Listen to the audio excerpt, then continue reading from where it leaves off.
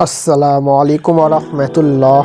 প্রিয় দর্শক, আজকে আমি এই ভিডিওর মধ্যে আলোচনা করতে চলেছি খারিজিদের সাথে ইমামে আজম আবু হানিফা রহমতুল্লাহ আলাইহের তর্কযুদ্ধের একটি ঘটনা সম্পর্কে। একদা ইমাম আজম আবু হানিফা রহমতুল্লাহ আলাইহের মসজিদে দার্স পেশ করছিলেন। এমন সময় খারিজিদের কতিপয় ব্যক্তি তার সাথে তর্কযুদ্ধে অবতীর্ণ হলো। উল্লেখযোগ্য যে খারিজিদের মতে কবিরা গুনাহগারী কাফির হয়ে যায়। ইমামকে বলা হলো যে মসজিদের দরজায় দুইজন জানাজা হাজির।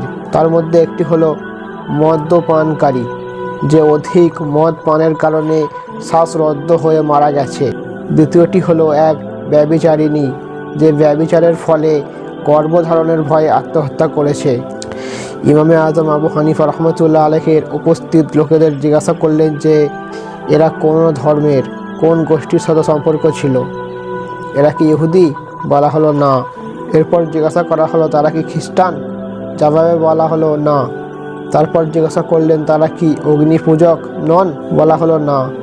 সর্বশেষে তিনি তাদের জিজ্ঞাসা করলেন কোন ধর্মের সাথে তারা সম্পর্ক রাখে। খারেজিরা বলল লা ইলাহা ইল্লাল্লাহ মুহাম্মাদুর রাসূলুল্লাহ সাল্লাল্লাহু আলাইহি ওয়াসাল্লাম, এ কলেমার সাথে সম্পর্কিত ও সাক্ষ্যদাতা।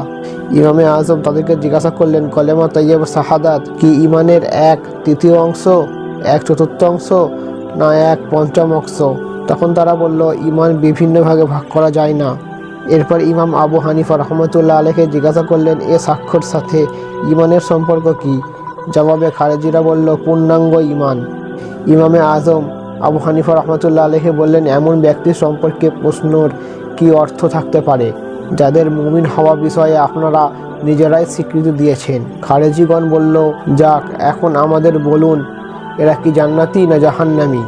ইমামে আজম আবু হানিফা রহমতুল্লাহ আলাইহি বললেন আমি তাদের বিষয় সে কথাই বলবো যা ইব্রাহিম আলাইহিসসালাম এদের চেয়েও অধিক গুরুতর অপরাধী সম্প্রদায়ের ব্যাপারে বলেছিলেন, যে আমার অনুসরণ করবে সে আমার দলভুক্ত, কিন্তু কেউ আমার অবাধ্য হলে আপনি তো ক্ষমাশীল পরম দয়ালু।